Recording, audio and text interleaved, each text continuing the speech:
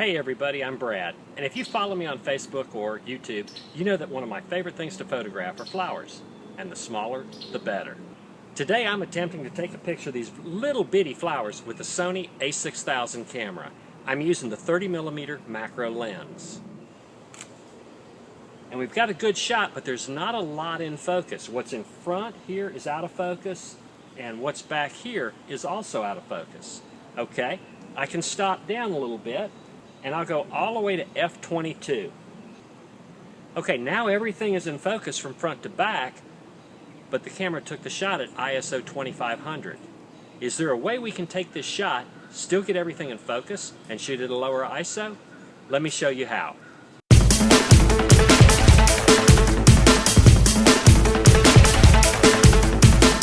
Today I'm going to use a focusing technique called focus stacking.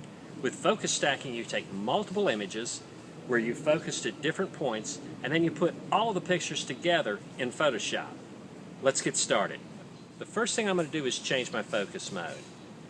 And I'm here on actually the second page. I'm going to run down here to focus mode, and I'm going to change my focus mode to manual focus.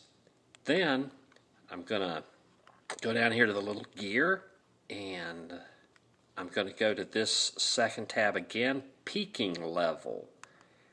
And if you have that turned off, set it to either mid or high. And then for your peaking color, I've selected yellow. You can select red, yellow, white, whatever works best with your eyes.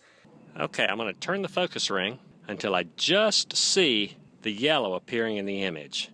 Then I'll take a shot. Then what I'll do is I'll just change the focus a little bit as the focus point works back through the image and take multiple images. It's good to use the 2-second self-timer, a cable release or an electronic release so that you don't jostle the camera when you're taking the pictures. Also, you need to do this on a really still day. Okay, let me take these pictures real quick.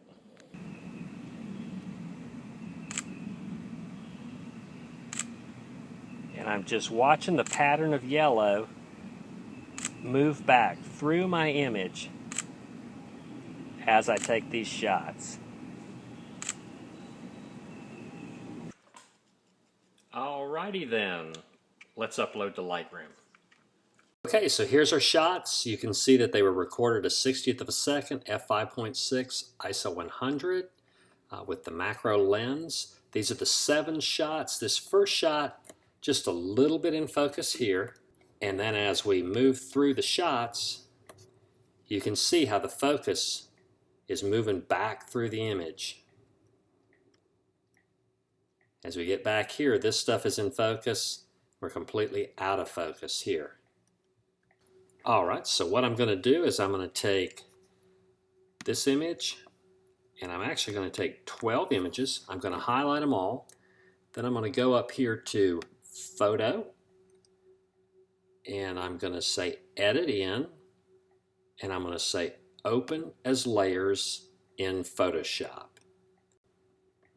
Alrighty, now we've got our images in Photoshop. You can see as we scroll through, these are our images stacked up. So what I'm going to do is I'm going to highlight the last one. I'm going to come up here and I'm going to hold Shift and highlight that one. Then I'm going to go up here into this Edit, and I'm going to say Auto Align Layers, and I'm just going to select Auto and click OK. Okay, so Photoshop has our layers lined up.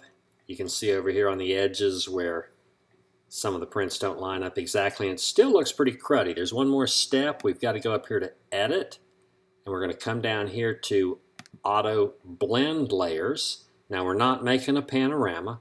We're stacking images. I'm going to leave this Seamless Tones and Colors checked, and I'm just going to click OK, and it's going to blend these layers together for us. Okay, so here's our blended shot, and now you can see that everything is in focus from the front to the back of the picture. Okay, now a lot of people will do one more step. They'll go up here and they'll click Layers, and then they'll click Merge Layers. So now you have one layer I'm going to send the photograph back to Lightroom and do just a little bit of work on it in Lightroom, and then we'll look at our final picture. Okay, so what I'm going to do is I'm going to save my picture. I'm just going to give it a save as.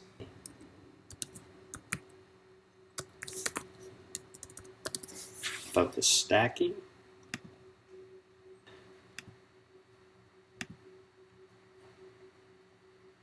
There we go. And now I can go back to Lightroom and we can go to the Develop module.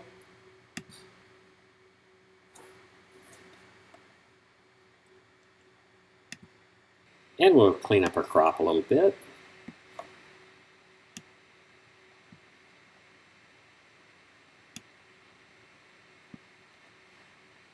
There we go. Now if we want to edit, we can edit it as a normal picture. I don't have a whole lot here on the right side of my histogram, so I'm going to increase my exposure just a little bit. Then I'm going to hold down my Option key and I'll set my blacks. There we go. It looks still a little bit dark, but I'm going to leave it that way. Then I'm going to hold down the Option key and I'll set my whites. You see when they just start to appear. There we go. Then I generally will add a little bit of clarity,